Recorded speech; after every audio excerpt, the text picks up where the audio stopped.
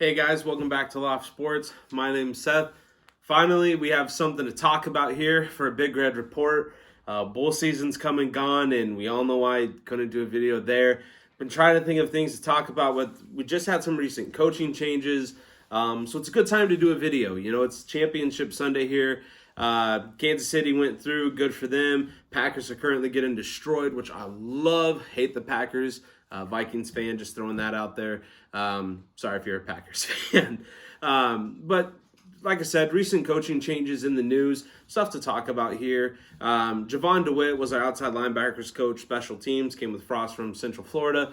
He's moved on and he's now at North Carolina. And then I think it said mutual, but I'm pretty sure we let go Troy Walters, our offensive coordinator's wide receivers coach. And, you know, as I'm looking at it, did they both deserve to be moved on? Let's just use that phrasing. I could argue that, yes, they did. Outside linebacker and special teams, to me, were two of the most glaring positions that were just awful last year. Outside linebackers barely played with any discipline. They really never impacted a game. And when you're running a 3-4, those are key, essential positions that you have to have wrapped up and at least play disciplined, even if you don't have guys that are as good. So DeWitt moving, I get that. Special teams were terrible. Yeah, I know Barrett Pickering was hurt and we had like 8 different kickers, but we still gave up more punt returns.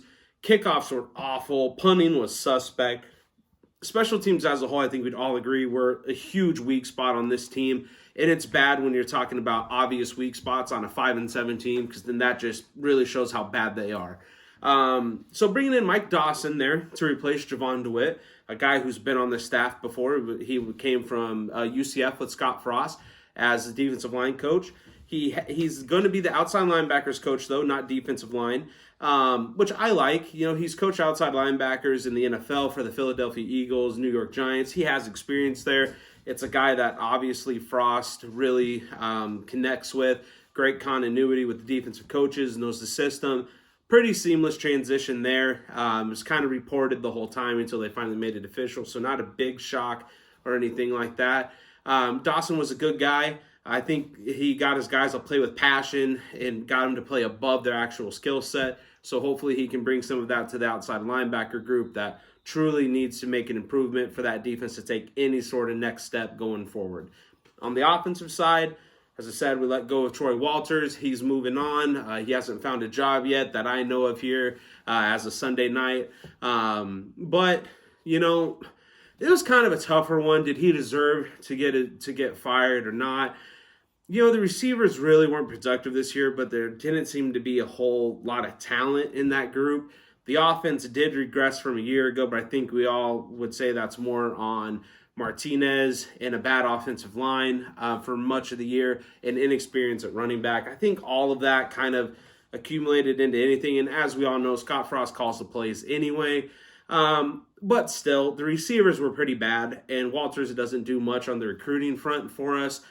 So we moved him along, and I think the main reason is for the new offensive coordinator we got, Matt Lubick, former Oregon and Arizona State offensive coordinator. Spent the last couple years at Washington as a co-offensive coordinator, wide receivers coach.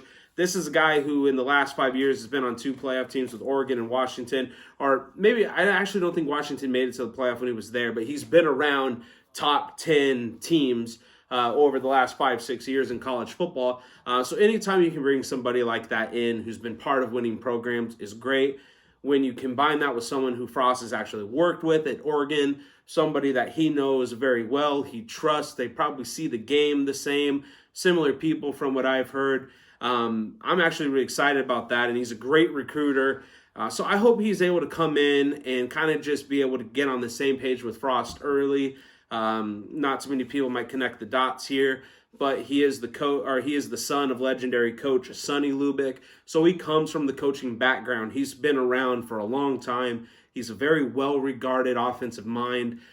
He's actually done things at the Power 5 level in top 10 teams before, unlike Walters, who really just had success at UCF, which maybe that was more Frost than anything. So I'm excited about that. I think it's an upgrade at both spots.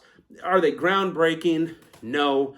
Is it any type of situation I think is like earth-shattering, going to make us all that much better of a team? We'll see. I mean, they're upgrades at least. I guess that's what you look for when you let coaches go, is have obvious upgrades at the positions. So hopefully they work out. We'll get to know more, especially about Lubick when he comes, and kind of exactly what his roles will be with Frost and everything like that here in the spring.